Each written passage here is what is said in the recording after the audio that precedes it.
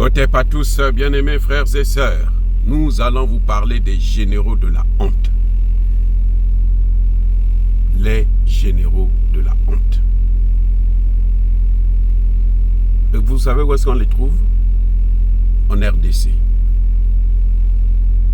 En RDC, si vous avez 10 généraux, vous avez 9 qui sont soit rwandais qui travaillent pour Kagame, ou qui sont congolais, mais qui travaillent ici pour Kagame, qui vendent le pays.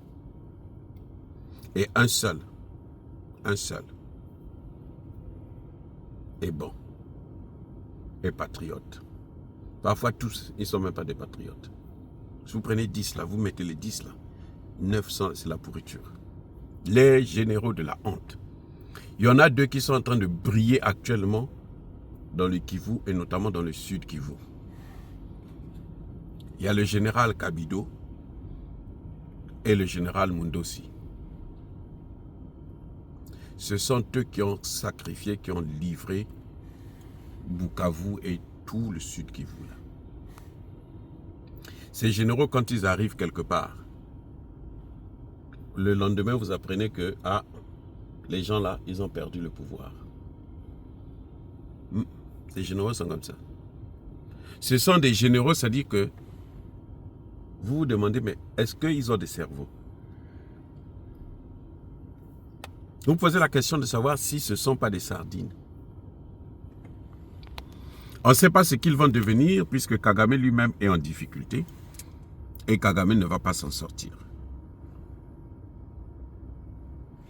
Au temps de Mobutu, ces généraux-là, ils seraient déjà neutralisés depuis très longtemps. Ce sont eux qui étaient les spécialistes des retraits, machin, tout ça là. Bien entendu, avec la complicité de ceux qui sont à Kinshasa, ceux notamment de la Maison Blanche, maison militaire.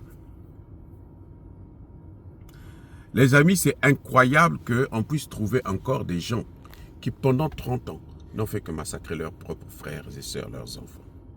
Parce qu'ils ont un peu d'argent qu'on leur met dans les poches, ils ont des comptes et leurs enfants vont étudier en Europe, ainsi de suite. Ce sont ces généraux-là qui ont rendu Kagame fort. L'armée de Kagame n'a pas une armée, hein. Ce n'est pas une armée, on n'appelle pas ça armée. C'est une milice, comme disait le président Ramaphosa. C'est une milice. Ils ne font pas la guerre. La guerre de Kagame, c'est la corruption. Il prend l'argent, il met en jeu. C'est le chantage. Vous voyez comment Kagame a détruit la réputation de la plupart des pays africains? Vous avez vu que les négociations, ça ne se passe pas en Afrique, ça se passe au Qatar. Parce que les Africains ont tous trahi. Pendant 30 ans, ils n'ont pas pu régler le problème. Qu'est-ce que vous croyez qu'ils peuvent faire maintenant? Et puis, c'est des gens à qui, il suffit de leur que Macron parle, ils tremblent, ils se mettent tous à genoux.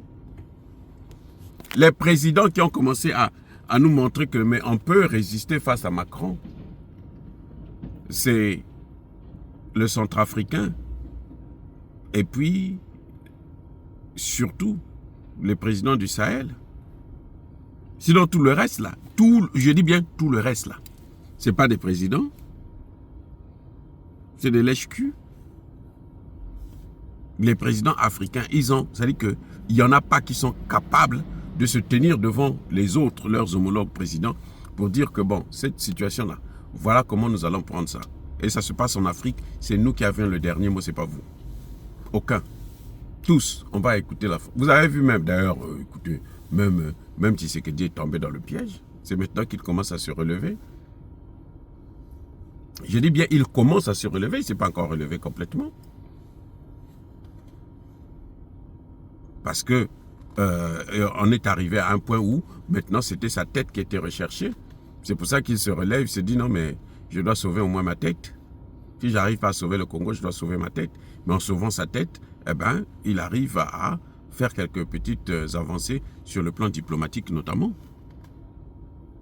Les présidents africains, ce sont des présidents de la honte. Mais pourquoi ils sont des présidents de la honte? C'est à cause de ces généraux de la honte. Parce que les généraux, ce sont eux, en dernière instance, c'est l'armée qui doit apporter la paix, la tranquillité dans un pays. Mais ces généraux, c'est la pourriture, ce sont des gens qui ne fonctionnent que par la corruption. Mais d'ailleurs, leur maître Kagame lui-même, il fonctionne par la corruption. L'armée rwandaise ne se bat pas. L'armée rwandaise corrompt. Elle donne l'argent à des généraux qui viennent et puis bon, qui font tomber des villes. C'est comme ça qu'ils arrivent à réussir. Les deux généraux dont je vous parlais, Kabido et Mudossi, là, ont tenté de faire tomber Walikale et Minembwe.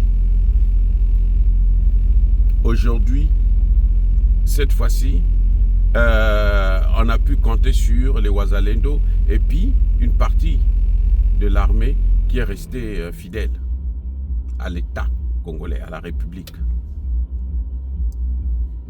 Et au moment où je vous parle, Minembwe et ces 6 localités a été libérées. Minembwe a été libéré avec toutes ces localités. Tout Minembwe, l'ensemble. Ils cherchaient à occuper Walikale afin d'avoir une entrée vers le Katanga. Là aussi, en tout cas pour l'instant, ça a échoué. Walikale a été complètement libéré. Et ces généraux de la honte ont maintenant honte de regarder les Congolais en face. Et leur maître Kagame est parti, il est fini. Et on peut faire tout ce que l'on veut. Actuellement, les Occidentaux veulent le traduire devant la Cour pénale internationale. Ne soyez pas surpris que Kagame soit arrêté et traduit devant la Cour pénale internationale. Le problème de Kagame maintenant, c'est celui-là. Comment sauver sa tête? Le problème des autres présidents africains, ceux qui ont soutenu Kagame jusqu'à la dernière minute, là, c'est comment il doit faire pour reprendre les choses en main. Fin de citation.